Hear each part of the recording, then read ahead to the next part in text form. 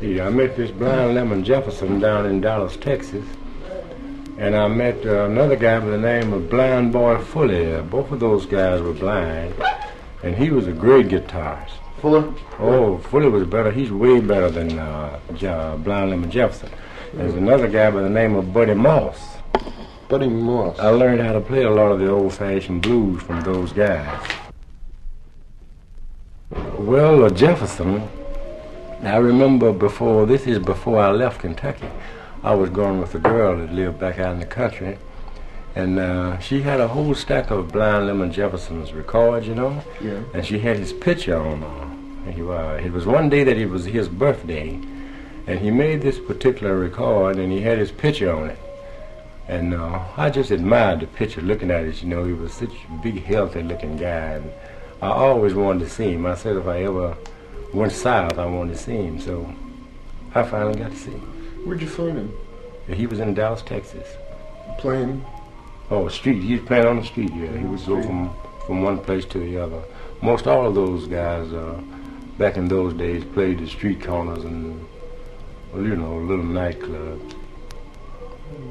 The great thing was, back in those days, you take one man that could play good, well, he was a band by himself, you know?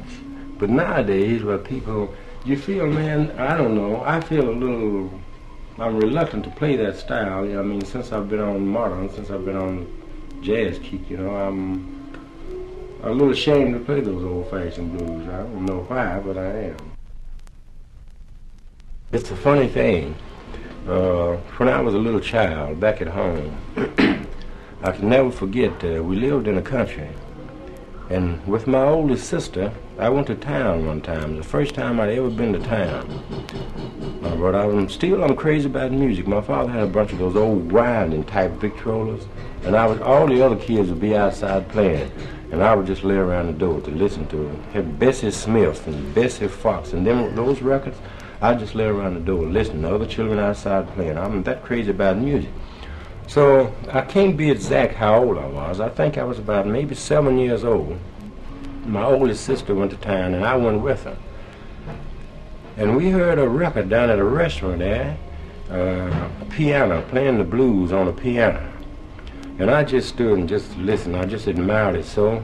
And when I went back home, my auntie that lives in the country, she had an old piano. And I got my mother to let me go over to my auntie's house. And I went over to my auntie's house, and within 2 days, I was playing that record that I heard in town, playing it in the same key the man was playing it in, and played every note exactly like he played it. I was about 7 years old.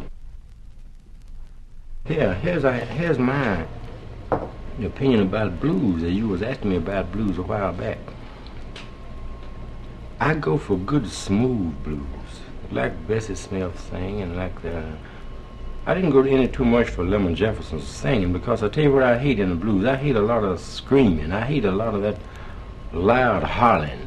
Mm-hmm. And the same way with hillbilly music. I like good, smooth hillbilly music, but when they come up with all that old whining and pitiful, you know, mm-hmm. It's the same thing. That's another trend, the difference in colored and white thing. See, white people, they play hillbilly especially. They play, everything is a pitiful, sad, and you know, they're all sad and pitiful, and it's just so sad and pitiful till it's just nasty, it's no good. And we have a lot of colored guys, such as Little Richard and those kind of guys. They sing them old silly blues, you know, hollering and screaming. So I was just saying, you only jump up in the alley, oh baby, all that screaming. I don't go for that. Did you go for that?